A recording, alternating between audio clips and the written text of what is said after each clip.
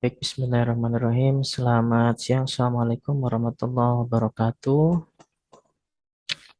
Ketemu lagi dengan saya, teman-teman. Hari ini kita sudah masuk ke minggu kedua, di mana di sini kita akan membahas mengenai pengenalan dari web service itu sendiri. Nah, di mana di pertemuan sebelumnya, teman-teman kita sudah membahas mengenai interoperabilitas ya untuk dari salah satu materi dari teknologi web service itu sendiri, di mana pada pertemuan yang sebelumnya kita sudah membahas mengenai interoperabilitas antar sistem, baik itu government ke government, government to industri, government to organization, dan lain seterusnya. Nah, untuk minggu kedua, di sini kita akan membahas mengenai pengenalan dari web service ya. Jadi untuk mata kuliah pertemuan kali ini akan membahas contoh-contoh implementasi dari web service yang sudah digunakan oleh masyarakat. Kemudian untuk mengenal lebih jauh tentang layanan web service, eksplorasi pembahasan tentang jenis web service dan manfaatnya. Baik itu dari teknologi web service itu sendiri, dari arsitektur web service, operasi web service, dan keuntungan dari web service. Kemudian untuk tujuan pembelajarannya, mohon maaf,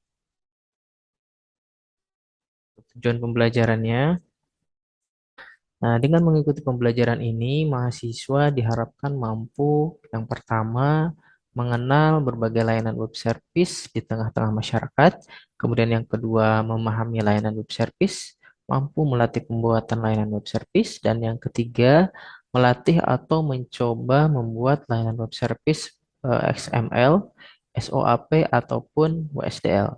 Nah, kita masuk ke pembahasan yang pertama. Di sini kita akan membahas mengenai pengenalan dari web service ya. Selama ini mungkin teman-teman mahasiswa sering mendengar mengenai web service. Nah, sebenarnya web service itu apa sih gitu kan? Apakah web service itu sama dengan suatu website ya? Nah, jawabannya adalah web service itu ternyata sangat berbeda dengan website, teman-teman, di mana perbedaan yang paling terlihat adalah website dibuat untuk memiliki suatu tampilan atau user interface yang bagus, sedangkan web service tidak memiliki user interface ya. Mengapa tidak memiliki user interface? Karena web service adalah aplikasi lintas platform yang dapat diakses melalui jaringan internet maupun intranet. Nah, di mana dalam aplikasi tersebut menyediakan berbagai fungsi dengan tujuan untuk dengan tujuan digunakan untuk interaksi aplikasi satu dengan aplikasi yang lainnya.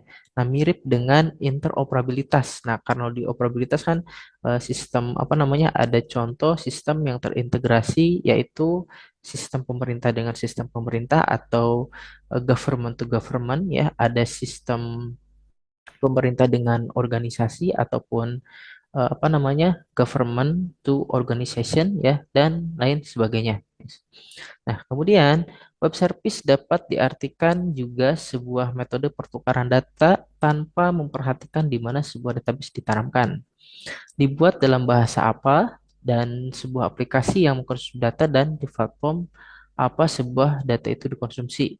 Nah, jadi untuk web service itu sendiri kita tidak tahu ya untuk database-nya bagaimana, kemudian bahasa pemrograman yang digunakan itu apa, ya, dan mengkonsumsi datanya itu seperti apa, itu kita tidak dikasih tahu.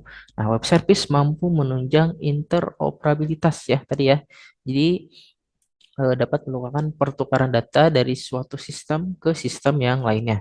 Nah, sehingga web service mampu menjadi sebuah jembatan penghubung antar berbagai sistem yang ada. Nah, jadi ketika teman-teman ingin mendaftar akun di suatu aplikasi dengan adanya konsep web service itu, teman-teman bisa terdaftar menjadi member atau misalkan user dengan aplikasi yang lain. Misalkan contohnya teman-teman sudah membuat akun Google, itu bisa daftar akun misalkan aplikasi-aplikasi lain, misalkan seperti portal berita dan lain seterusnya.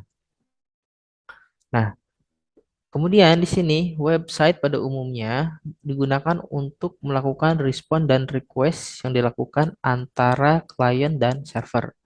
Nah, sebagai contoh, implementasi web service adalah sistem login seperti yang ada di Kaskus atau di detik.com. Nah, jika teman-teman mengunjungi Kaskus ya, untuk teman-teman yang sekarang apa namanya belum mengenal Kaskus mungkin apa namanya wajar ya karena Kaskus itu sendiri populernya itu di tahun 2015 ke bawah itu masih populer Kaskus.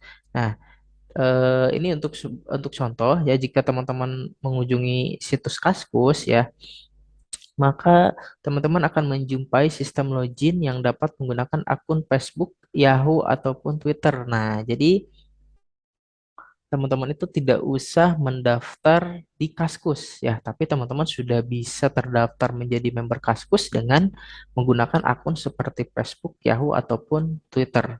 Bahkan akun Google pun saya yakin pasti bisa ya, karena apa namanya untuk akun Google sendiri itu sudah terintegrasi dengan berbagai macam aplikasi ya.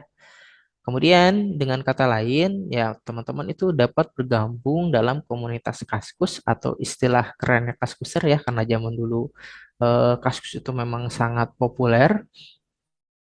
Nah, teman-teman itu bisa menjadi seorang kaskuser hanya dengan memiliki akun Facebook, Yahoo, ataupun Twitter ya, tanpa harus registrasi di dalam website Kaskus itu sendiri.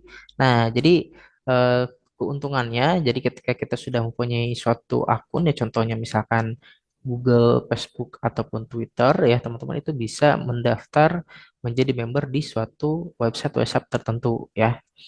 Nah, kemudian contoh lain dari implementasi web service adalah bagian komentar di detik.com. Nah, buat teman-teman yang pernah apa namanya mengunjungi situs detik.com dan misalkan apa namanya mengomentari suatu berita di sana. Nah, setiap teman-teman akan mengisi komentar di detik.com ya, teman-teman itu bisa menggunakan akun Facebook teman-teman. Nah, jadi ketika nanti apa namanya ketika akan apa kita akan ikut berkomentar itu biasanya kita harus terdaftar sebagai member dulu. Nah, kalau misalkan kita sebagai apa namanya pengunjung atau guest ya, itu biasanya tidak bisa. Jadi kita tuh harus terdaftar menjadi sebuah member baru kita bisa ikut berkomentar seperti itu. Nah, untuk mempermudahnya untuk website dari detik.com itu sendiri sudah menggunakan layanan web service ya. Jadi kita bisa menjadi akun detik.com tanpa harus daftar di situs detik.com itu sendiri. Jadi ya simpelnya kita itu tidak daftar dua kali ya. Kita tuh cukup daftar satu aplikasi misalkan Google, kita sudah terdaftar di akun Google ya, di mana di situ sudah ada identitas kita ya, seperti nama lengkap, tanggal lahir dan lain sebagainya. Nah, ketika kita mendaftar menggunakan layanan web service tadi, itu data pribadi kita itu sudah masuk ya. Jadi kita itu apa namanya? Jadi kita tidak usah mendaftar eh, lebih dari satu kali. Seperti cukup satu kali mendaftar, teman-teman itu bisa tergabung menjadi member di berbagai website seperti itu. Nah, yang menjadi pertanyaan adalah kenapa kita bisa masuk ke dalam sistem Kaskus ataupun detik.com menggunakan akun lain seperti Facebook, Yahoo, ataupun Twitter? Nah, karena Facebook, Yahoo, dan Twitter menyediakan servis yang memungkinkan sistem lain menggunakan akun mereka untuk login. Dan kebetulan Kaskus dan detik.com ini memanfaatkan servis tersebut. Nah, dalam kasus ini, Facebook, Yahoo, dan Twitter dikatakan bertindak sebagai server, sedangkan Kaskus dan detik.com bertindak sebagai klien. Ya, nah ini untuk contohnya ya. Jadi apa yang sudah tadi saya sebutkan untuk saat ini itu banyak sekali aplikasi yang atau website yang sudah menggunakan layanan web service itu sendiri. Nah, apa namanya ketika teman-teman misalkan download aplikasi di Play Store ataupun App Store pun, ya contohnya misalkan dalam suatu game itu pasti sudah ada layanan web service itu sendiri. Jadi kita itu tidak harus daftar lagi karena kita sudah mempunyai akun Google contohnya. Jadi ketika kita sudah punya akun Google dan ingin menjadi apa namanya dan ingin menjadi member atau user dari aplikasi tersebut itu cukup login dengan akun Google seperti itu teman-teman. Kemudian contoh lainnya, buat Anda yang memang sudah memiliki perangkat ponsel Android, mungkin sudah pernah menginstal aplikasi semacam detik.com, kompas.com, atau pipanews.com, di mana teman-teman bisa melihat berita dari situs detik.com ponsel teman-teman. Jadi untuk sekarang itu aplikasi itu sudah terintegrasi teman-teman ya, sudah apa konten yang ada di website itu pasti sudah ada juga di aplikasi seperti itu. Kenapa bisa seperti itu? Ya. Nah, ini pertanyaannya ya. Apakah portal-portal tersebut membuat aplikasi portal versi Android juga dan membuat database ataupun data beritanya ya? Apakah mereka melakukan penginputan data sebanyak 2 kali, yaitu versi web dan versi Android? Itu jawabannya enggak, teman-teman ya. Karena mereka pasti telah menggunakan layanan web service untuk pertukaran data pada dua versi aplikasi yang dibuat. Nah, untuk contoh yang lainnya, nah, teman-teman sudah menginstal aplikasi My Student tentunya ya. Nah, informasi yang ada di apa namanya? Informasi yang tertera di M Student itu pasti tertera juga di ruang mahasiswa teman-teman yang di website itu ya. Nah, jadi untuk pihak pengembang aplikasi tersebut itu pastinya tidak membuat apa namanya, ketika ada pengumuman yang baru misalkan ya diinput di ruang mahasiswa itu diinput juga untuk versi Androidnya. Itu pasti enggak ya, karena pasti sudah menggunakan layanan web service sehingga aplikasi yang di, apa namanya, berita yang atau data yang dipublis atau informasi yang dipublis yang terbaru itu pasti sudah terintegrasi dengan yang versi Android-nya atau versi mobile-nya seperti itu teman-teman. Nah, jadi apakah web service itu ya? Secara singkat, web service adalah aplikasi yang dibuat agar dapat dipanggil atau diakses ya, dipanggil atau diakses oleh aplikasi lain melalui internet dengan menggunakan format pertukaran data sebagai format pengiriman pesan. Nah, adapun aplikasi yang biasa dipakai adalah format pertukaran datanya dengan XML atau JSON ya. Lalu bagaimana cara memanggil atau memanfaatkan sebuah web service? Sebuah web service dapat dipanggil oleh aplikasi lain dengan menggunakan bantuan HTTP atau Hypertext Transfer Protocol. Kemudian web service juga memungkinkan untuk dipanggil menggunakan protokol lain seperti SMTP atau Simple Mail Transfer Protocol. Namun yang umum digunakan itu menggunakan HTTP. Karena web service menggunakan protokol HTTP, tentu PHP sebagai bahasa pemrograman web menjadi salah satu kekuatan dalam bahasa pemrograman yang mengelola web service ya. Masih banyak teknik dan metode untuk menghasilkan web dengan service PHP. Kemudian di sini ada jenis-jenis dari web service ya berdasarkan manfaatnya. Yang pertama ada reusable application components ya. Jenis web service yang dimanfaatkan secara periodik atau berulang-ulang. Nah, contohnya di sini ada layanan konversi mata uang, misalkan ya ada info cuaca terkini ya, penerjemahan bahasa dan lain-lain. Ini contohnya ya. Kemudian ada connect existing software ya. Web service dapat digunakan untuk mengintegrasikan antar berbagai aplikasi yang berbeda.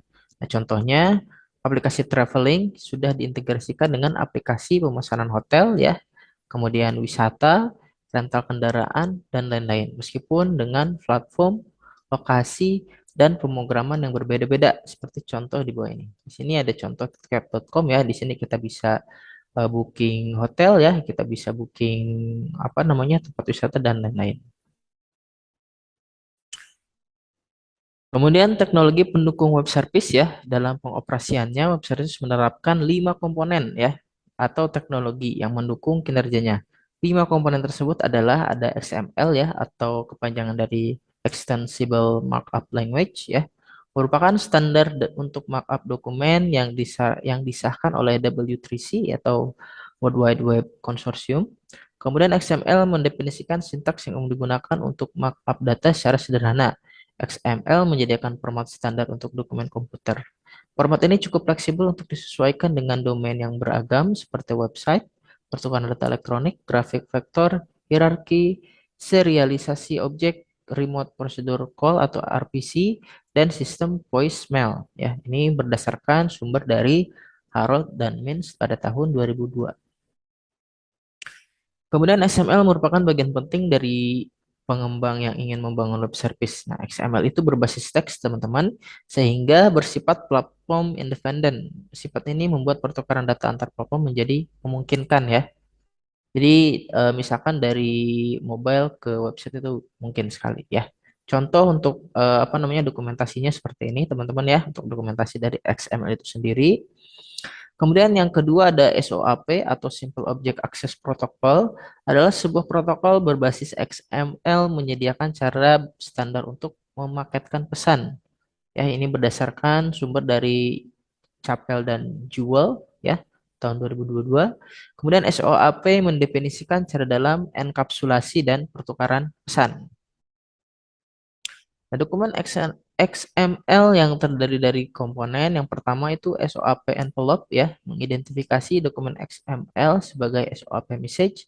Kemudian ada elemen header ya, kemudian ada elemen body ya, berisi informasi pemanggilan dan responnya.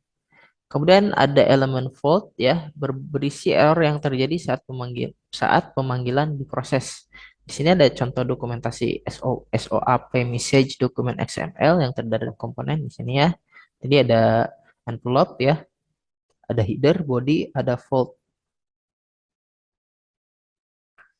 Kemudian ada WSDL atau Web Service Description Language adalah sebuah dokumen dalam format XML yang isinya menjelaskan informasi detail sebuah web service di dalam WSDL. Dijelaskan metode-metode yang tersedia dalam web service, parameter apa saja yang diperlukan untuk memanggil sebuah metode, dan hasil atau tipe data yang dikembalikan oleh metode yang dipanggil. Di sini ada format WSDL ya, ada elemen port type ya, mendefinisikan nama web service, operasi-operasi yang dilakukan dan message yang terlibat. Kemudian ada elemen message ya, mendefinisikan message atau pesan yang digunakan oleh web service. Kemudian ada elemen binding, mendefinisikan protokol komunikasi yang digunakan dan elemen type ya, tipe data yang digunakan. Ini untuk di sini ada contoh dokumentasi dari XM apa namanya WSDL itu sendiri. Kemudian yang keempat ada UDDI atau apa namanya Universal Description Discovery and Integration ya, adalah suatu directory service yang digunakan untuk mengintegrasikan dan mencari web service. Nah, yang terakhir itu ada Common Internet Protocol ya. Di sini ada HTTP ya, ada TCP atau IP ya. Dalam hal ini HTTP maupun TCP ataupun IP berperan sebagai Common Internet Protocol yang berfungsi sebagai transport layer. Nah, kemudian di sini ada arsitektur dari web service ya. Ada klien tentunya ya, ada ISP, ada DNS dan lain seterusnya. Kemudian untuk arsitektur mendeskripsikan struktur ya, menurut Basetal pada tahun 1998, arsitektur dari sistem perangkat lunak terdiri dari strukturnya, dekomposisinya ke dalam komponen-komponen dan interface dan hubungannya. Kemudian arsitektur menjelaskan aspek statis dan dinamis dari sistem software sehingga dapat diperkirakan rancang bangun atau building design dan diagram alir ataupun flowchart dari software itu sendiri. Nah, web service memiliki tiga entitas dalam arsitekturnya. Yang pertama ada service requester ya atau peminta layanan, merupakan aplikasi yang bertindak sebagai klien dari web service yang mencari dan memulai interaksi terhadap layanan yang disediakan. Kemudian ada service provider ya atau penyedia layanan, merupakan web service yang berfungsi menyediakan kumpulan operasi dari web service. Dan yang ketiga itu ada service registry ya, merupakan tempat di mana service provider mempublikasikan layanannya. Pada arsitektur web service, service registry bersifat opsional. Teknologi web service memungkinkan kita dapat menghubungkan berbagai jenis software yang memiliki platform dan sistem operasi yang berbeda. Jadi contohnya ya. Kemudian di sini bagaimana web service itu beroperasi ya. Kita lihat dulu dari sisi server ya, teman-teman. Dari sisi server itu yang pertama bisa membuat fungsi utama ataupun core function. Yang kedua itu bisa membuat service wrapper ya berupa XML, RCP atau SOAP. Kemudian membuat deskripsi service berupa WSDL atau instruksi integrasi XML RPC. Ya, membuat semua metode publik, argumen dan return value-nya. Plus dokumentasi yang human readable. Ya. Kemudian di sini ada deploy atau release service ya, dan yang terakhir itu eh, mendaftarkan service tersebut melalui UDDI agar dapat dicari ya. Jadi sistem apa namanya web service apa yang bisa digunakan. Kemudian dari sisi klien ya, mencari service melalui UDDI ya, karena tadi sudah didaftarkan ya dan tentu saja bisa ditemukan, maka bisa dicari melalui UDDI dari si klien ya. Kemudian mengambil service description berupa file WSDL atau instruksi XML ya. Kemudian membuat klien XML atau SOAP ya, dapat berupa fungsi lokal atau pesan XML untuk dikirim berdasarkan WSDL-nya. Kemudian yang terakhir memanggil remote service tersebut. Nah, kemudian yang kelima itu mengenai operasi-operasi dari web service. Nah, secara umum web service memiliki tiga operasi yang terlibat di dalamnya, yaitu ya publish atau unpublish ya, menerbitkan atau menghapus layanan ke dalam atau dari registry. Kemudian di sini find ya, service requester mencari dan menemukan layanan yang dibutuhkan. Kemudian di sini ada bind. Service requester setelah menemukan layanan yang dicarinya, kemudian melakukan binding ke service provider untuk melakukan interaksi dan mengakses layanan service yang disediakan oleh service provider. Yang seperti tadi ya, dari Google ke aplikasi yang lain. Nah, kemudian di sini ada keuntungan ya, keuntungan menggunakan web service, teman-teman. Yang pertama, itu web service menyediakan interoperabilitas antar berbagai aplikasi perangkat lunak yang berjalan pada platform yang berbeda ya.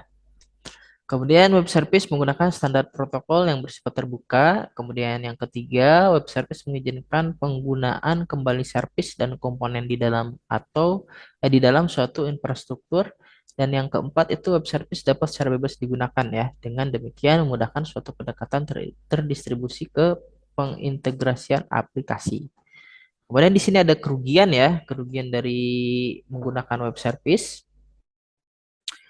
Nah, yang pertama ya, karakteristik karakteristik standar web service saat ini masih dalam tahap pengembangan. Nah, jadi masih dalam tahap pengembangan awal dalam tahap perkembangan awal, sorry. Nah, dibandingkan dengan open standar komputer terdistribusi yang lebih matang seperti apa namanya? Korba ya. Jadi Korba itu adalah sebuah arsitektur software yang berbasis pada teknologi berorientasi objek atau object oriented ya atau OO ya.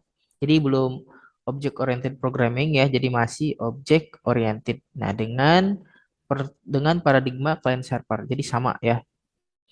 Kemudian dalam teknologi OO ya atau object oriented, sebuah objek berkomunikasi dengan objek lain dengan cara pengiriman pesan ya.